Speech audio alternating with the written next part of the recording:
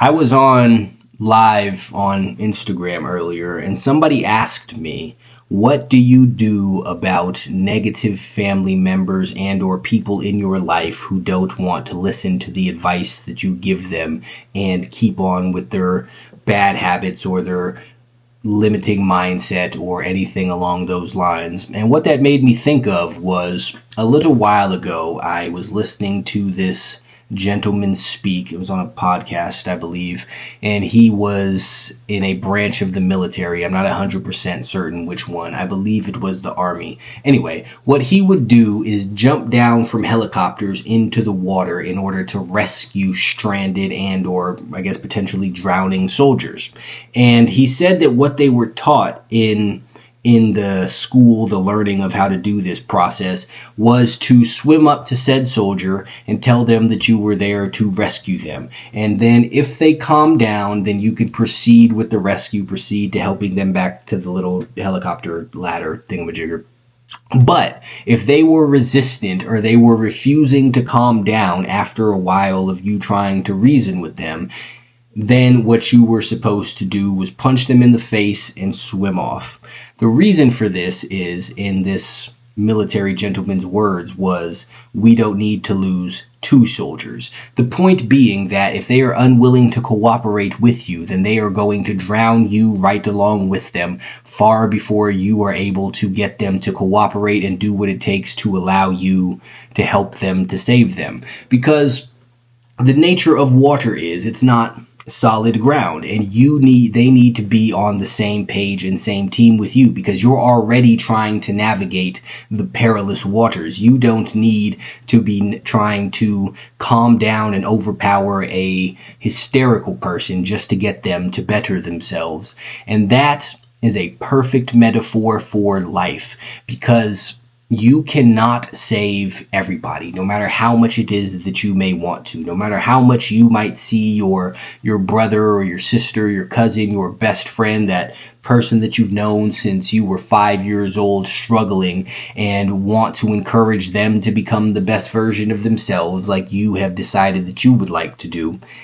You can't convince everybody to do what it takes. You can't elevate everybody's mindset. You can't get everyone to leave their limiting beliefs behind. You can't get everyone to snap out of the negativity that's been holding them where it is that they are. You can't get everybody to unsubscribe from the narratives that have caused them to stagnate in life.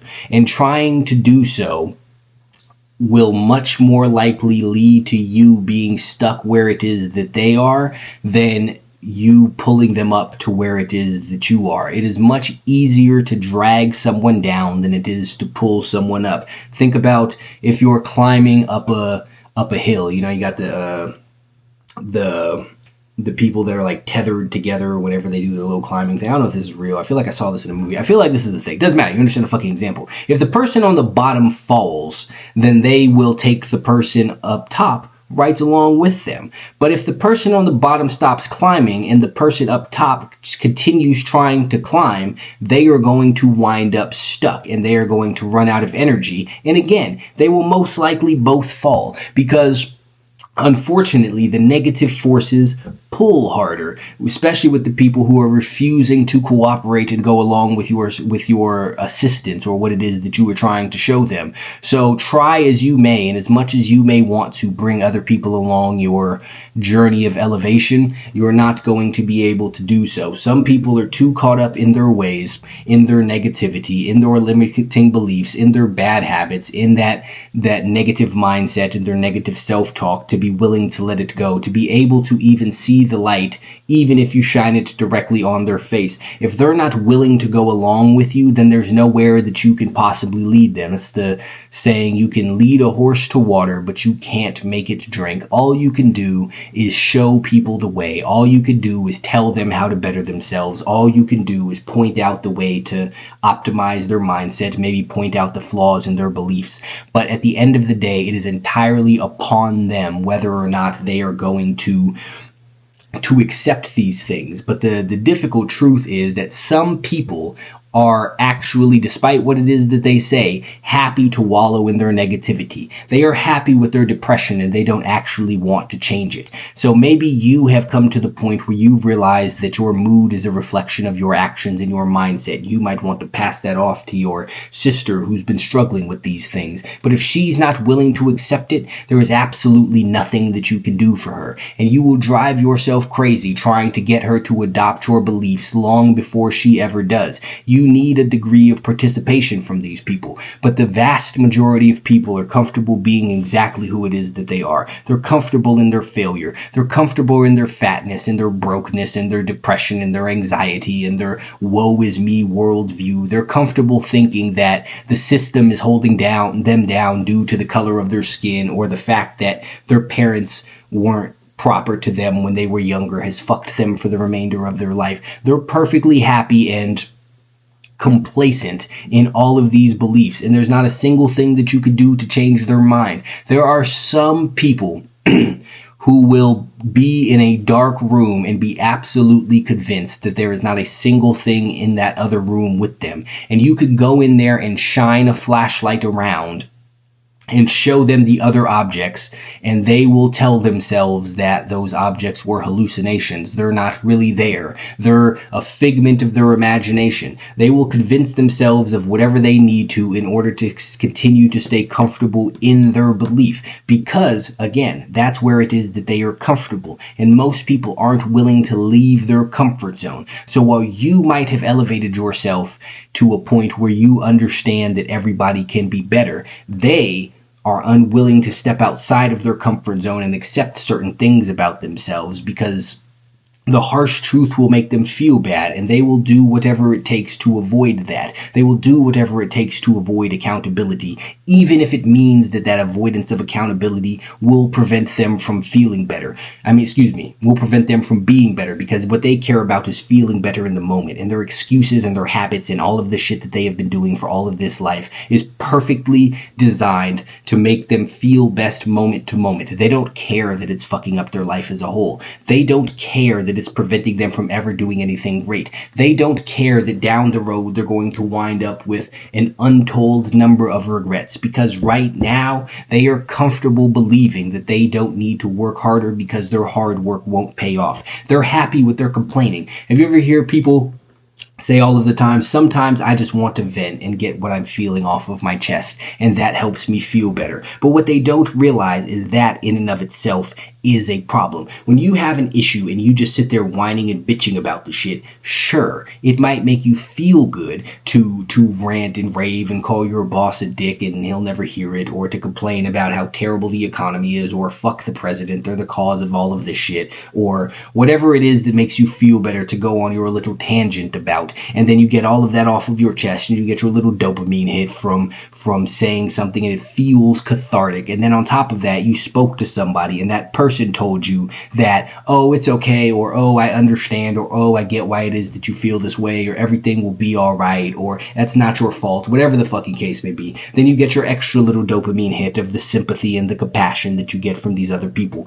But that is what it is that is keeping them stuck, because they normalize the idea, they normalize the action, the habit of whining about something without feeling the need to fix it. They just seek to feel better. They seek to feel better about problems rather than solve problems. And those people, the ones who are intent on complaining, the ones who are intent on having their negative worldview and seeing everything as so dark and dreary and gloomy and depressing, those people who are intent on blaming everything else for their problems. Oh, the patriarchy won't let me get a job and advance in the world because I'm a woman, so why try? Oh, I'm fucking black and the system is rigged against me, so there's nothing that I could do to better myself. I wasn't born with rich parents and everyone with money was given to them because of some handout and luck and all of this other dumb shit. They are perfectly comfortable doing all of that shit. They have absolutely no need to change. They're comfortable with their addictions. They're comfortable drinking every night. They're comfortable smoking. They're comfortable being lazy. They're comfortable being fat. They're comfortable playing video games. They're comfortable never accomplishing shit. And those are the absolute most dangerous people to be around. Because once you start getting better, once you start improving yourself, once you start elevating your mindset and realizing that there is much more to life and that anyone can better themselves, anyone can change their situation, anyone can get in shape, anyone can get money, anyone can get sober, anyone can do what the fuck ever, you are naturally going to want to share that with other people. You are naturally going to want to help the people in your life that you see struggling do better. And no matter what it is that you do, there is not a single fucking thing that you could do to help them because they are not willing to help themselves. And as cold as it sounds, the absolute best thing that you can do is leave them there. It is to leave them behind, and it is to get away from them as much as is physically possible and practically possible, depending on your degree of relationship with this person. But quite honestly, at the end of the day, it doesn't matter if that's your fucking brother. If they are negative, if they are an addict, if they have terrible fucking life choices and make terrible decisions, they have a terrible mindset and are always complaining and bringing you down, and they're a naysayer and they try and talk you out of every single thing that you try and do, the best thing that you could do is remove them from your life. I don't give a fuck if your wife doesn't believe in you because she's intent on seeing things a certain way. You should divorce that bitch. I don't give a fuck if it is your parents who are sitting here speaking all of this negativity into your life and constantly bringing you a bunch of negative shit and all of their bad habits and making you deal with their problems that they refuse to deal with on their own. You should cut them the fuck off too, because regardless of how it is that sounds, your unwillingness to sacrifice those people is you sacrificing you. It is you sacrificing your potentials. It is your potential. It is you sacrificing your goals. It is you sacrificing who it is that you want to be. That is the trade-off that you are making, because you are intent on helping someone who is unwilling to help themselves, because you feel like you owe some certain shit to some people who don't feel like they owe shit to you,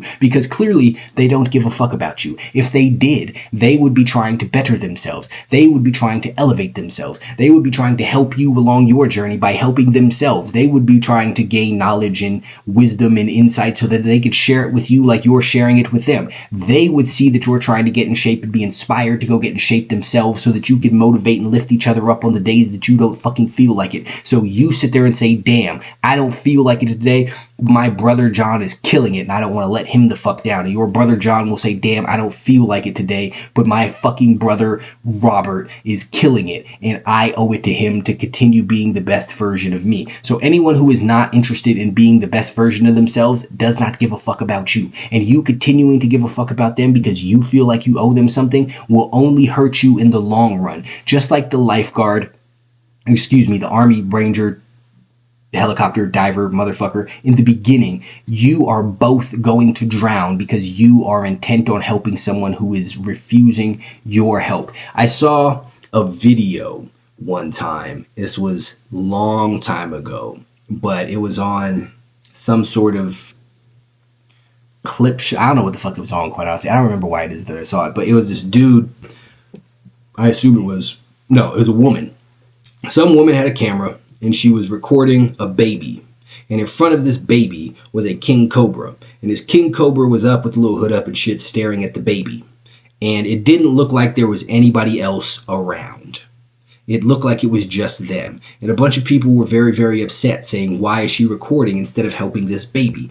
And while I do agree that you should probably go and try and save your own child, sticking with this from the example, if she would have went over there to try and fight this cobra, that cobra would have killed her. And then her and that baby would have fucking died together. Sometimes that is exactly the choice it is that you were making when you were trying to help certain people. You are ensuring your own doom by trying to prevent theirs, but all that means is that you will fail right along with them. There is no point in both of you failing. There is no point in neither of you hitting your goals. There is no point in neither of you reaching your potential. If they don't want to, fine, so be it. Fuck them. Leave them there to get bitten by the cobra by themselves. You don't need to be poisoned because they refuse to move out of the way. You don't need to sacrifice your future because they don't give a fuck about theirs. I understand that to some people that sounds cold, but that's fucking life.